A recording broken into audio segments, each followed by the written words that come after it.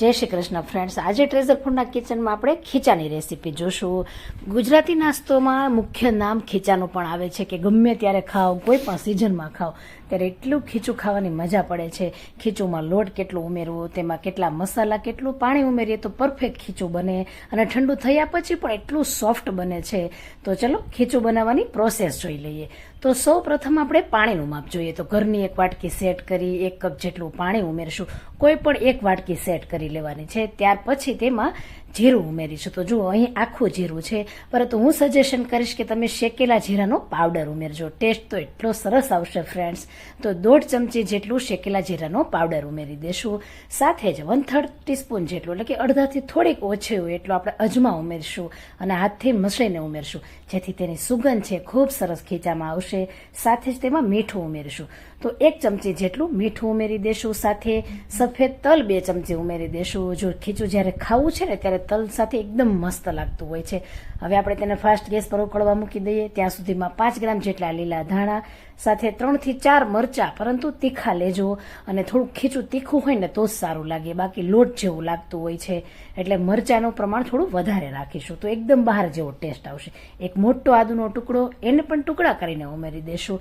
જો તમે લસણના ફ્લેવરવાળું ખીચું ખાવા માંગતા હોય તો ચોક્કસ લસણ ઉમેરી શકો છો, પરંતુ ઓથેન્ટિક રેસીપીમાં આપણે ખીચામાં લસણ આવતું નથી.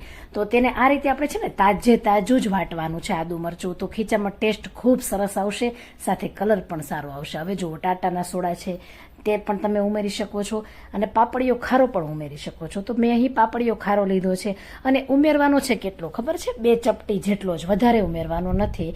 અને ચમચીમાં જોઈએ તો 1/4 ટીસ્પૂન જેટલો ઉમેરી શકો છો. હવે સતત ઉકળવા મૂકી દઈએ તેને ફાસ્ટ ગેસ પર.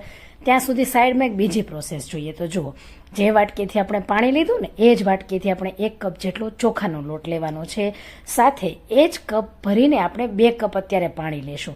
આગળ આપણે ઉકળવા મૂક્યું એ 1 કપ, સાથે અત્યારે પણ 2 કપ, એમ કરીને 3 કપ જેટલું પાણી અને 1 કપ જેટલો ચોખાનો લોટ લઈશું. એટલે પરફેક્ટ ખીચાનું એકદમ મેઝરમેન્ટ કહીએ આપણે, માપ કહીએ તે આવી જશે અને એકદમ પરફેક્ટ જ બનશે.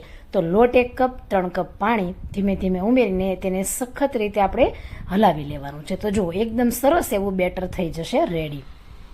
આ પ્રોસેસથી ખીચું બનાવશો એટલે ખીચામાં ક્યારેય તમને ગાંઠો નહીં જોવા મળે. તો જુઓ તમે બેટર જોઈ શકો છો કે એકદમ સ્મૂધ છે, કે સેજે તમને અહીં લમ્પ્સ નથી જોવા મળતા અને પાણી સાથે મિક્સ કરવામાં પણ ઇઝી છે. ત્યાર પછી આપણે જે આંધણ કહીએ કે ખીચાનું જે પાણી હતું મસાલાવાળું, એકદમ સરસ ઉકળી ગયું છે. અને ફ્રેન્ડ્સ 3-4 મિનિટ તો ઉકાળજો જ ફાસ્ટ ગેસ પર, તો જ ખીચાનો ટેસ્ટ એકદમ મસ્ત આવશે. તો બધું જ ખીરું ચોખાનું છે આપણે એમાં ઉમેરી દેવાનું છે અને તમે જોઈ શકો છો કે થોડુંક ઘટ થવા લાગ્યું છે અને થોડુંક તમને થિકનેસ લાગે તમે જોઈ શકો છો. ત્યારે આપણે ચમચાથી નહીં હલાવીએ, પરંતુ જે રોટલી કરવાનું વેલણ હોય એનાથી આપણે હલાવી દેશું. અને ગેસની ફ્લેમ કેવી રાખીશું? મીડિયમ. તો સખત રીતે આપણે જો આ રીતે ગોળ ગોળ ફેરવીશું. અને તમને અત્યારે જો થોડીક ગાંઠો લાગે છે, પરંતુ જેમ જેમ તમે આ રીતે હલાવશો ને, આડું ત્રાસું થોડોક ભાર દઈને, એટલે અને પાછું સતત હલાવજો એટલે સેજ તેમાં ગાંઠા નહીં રહે. જો તમે ડાયરેક્ટ કોરો લોટ પાણીમાં ઉમેરો છો ને તો એકદમ સખત ગાંઠા થઈ જાય છે અને પછી ભાંગતા નથી. પરંતુ આજે જે તમને પ્રોસેસ બતાવી છે ને એ પ્રમાણે ખીચું બનાવશો ને તો એ એકદમ સરસ ઢીલું, અને કદાચ ખીચું તમે સવારે બનાવો ને સાંજે પણ ખાઓ ને તો એટલું પોચું સોફ્ટ રહે છે. તમે જોઈ શકો છો ફ્રેન્ડ્સ કે આટલું લૂઝ આપણે રાખવાનું છે. એકદમ સખત કઠણ નથી કરી નાખવાનો, જેવો આપણે રોટલીનો લોટ હોય એવું કઠણ નથી કરવાનું, કેમ કે અહીં આપણે ખીચું ખાવું છે. જો પાપડ કરવું હોય ને, પાપડ તમારે કરવા છે ખીચાના, તો પછી કઠણ કરી શકો છો. તો ખીચું આ રીતે બની ગયું છે. પછી એકદમ તેને ઠંડુ ન થાય એ પહેલાં આપણે આ પ્રોસેસ કરવાની છે. જુઓ તમે એલ્યુમિનિયમની પ્લેટ લઈ શકો, આ રીતનો ડબ્બો હોય તો એ પણ લઈ શકો છો, કદાચ સ્ટીલનો લેવો હોય તો પણ લઈ શકો છો. હવે શીંગ તેલની મદદથી તેને આપણે ગ્રીસ કરી લેશું. તો હવે આ ખીચું છે તમે જોઈ શકો છો ફ્રેન્ડ્સ કે એટલું સોફ્ટ તો રહેવું જ જોઈએ, એ વાતનું ધ્યાન રાખીશું. તો ખીચું એકદમ ઢીલું હોય ને તો ખાવાની મજા પડે છે. તો હવે આ ખીચું છે ને જે આપણે ગ્રીસ કરેલો ડબ્બો છે એલ્યુમિનિયમનો, તેમાં બધું જ ભરી લેવાનું છે.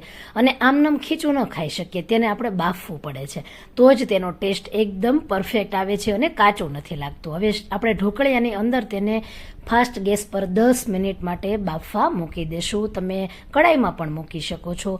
તો જોઈ શકો છો તમે કે 10 જ મિનિટમાં ખીચું છે એકદમ પરફેક્ટ બફાઈ ગયું છે ને એટલું નરમ છે. તમે જોઈ શકો છો કે જ્યારે હું એને મિક્સ કરું છું ત્યારે આપણને ખ્યાલ આવી જાય કે એકદમ સોફ્ટ બન્યું છે. અને ખરેખર આવું પોચું ખીચું હોય ને તો ખાવાની એટલી મજા પડે છે ફ્રેન્ડ્સ. તો એકદમ તલના ટેસ્ટવાળું એકદમ થોડું ક્રન્ચી છે, સ્પાઇસી છે. તો ખીચાને સર્વ કરી લઈએ એકદમ મસ્ત મજાનું. તો ફ્રેન્ડ્સ, જો આવી જ નવી નવી રેસીપી જોવી હોય ને તો મારી ચેનલને સબસ્ક્રાઈબ કરી બાજુમાં ઓલ બેલ બટન ઉપર ક્લિક કરજો, જેથી બધી જ નવી રેસીપીની નોટિફિકેશન તમારા સુધી રેગ્યુલર પહોંચતી રહેશે. તો આ રીતે હવે ખીચાને સર્વ કરવાનો છે. જો વચ્ચે થોડોક એવો ખાડો કરીશું અને તેમાં આપણે શીંગ તેલ ઉમેરી દઈશું. શીંગ તેલ સાથે ખીચું ખાવાની એટલી મજા પડે છે ફ્રેન્ડ્સ. તમે અહીં કોઈ પણ તેલ લઈ શકો, પરંતુ શીંગ તેલ સાથે ખાવામાં ખીચું એકદમ ટેસ્ટી લાગે છે. તો ચોક્કસ શીંગ તેલ ઉમેરો એવું પ્રિફર કરું છું. તો 2 ટેબલ સ્પૂન જેટલું શીંગ તેલ સાથે જ આચાર મસાલો છે, ઇન્સ્ટન્ટ આચાર મસાલો ઘરે તમારે કઈ રીતે બનાવવો એની લિંક હું ડિસ્ક્રિપ્શન બોક્સમાં મૂકીશ. તમે મેં રેસીપી મૂકી છે, ચેક કરી શકો છો. અને ફ્રેન્ડ્સ, તમે બહાર જાઓ છો ત્યારે તમને આ રીતે રેડીમેડ એક બાઉલમાં તમને ખીચું પીરસવામાં આવે છે.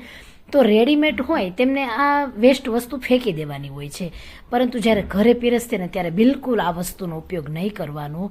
તો સ્ટીલમાં આપણે પીરસીએ. તમે જોઈ શકો છો ખીચું ફ્રેન્ડ્સ કે એટલું મસ્ત ગરમા ગરમ, અને જ્યારે આચાર મસાલો હોય અને એમાં શીંગ તેલ હોય ને ત્યારે ખાવાની તો એટલી મજા પડતી હોય છે ફ્રેન્ડ્સ. ખરેખર એટલું તો સોફ્ટ પણ બને છે.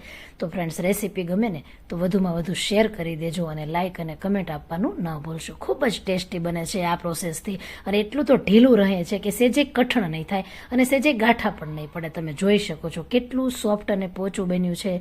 અને આવું ખીચું જો બનાવવું હોય ને તો લોટ પાણીનું પરફેક્ટ માપ લઈ લેજો ફ્રેન્ડ્સ. અને જુઓ ફ્રેન્ડ્સ કે ફેસબુકમાં પણ અને ઇન્સ્ટાગ્રામમાં પણ મારું ટ્રેઝર ફૂડ તરીકે પેજ છે, એને પણ તમે ફોલો કરી શકો છો. ત્યાં પણ હું વિડીયો મૂકતી હોઉં છું, પોસ્ટ શેર કરતી હોઉં છું. તો ફરી મળીશું. આવજો. જય Shri Krishna. Thank you for watching.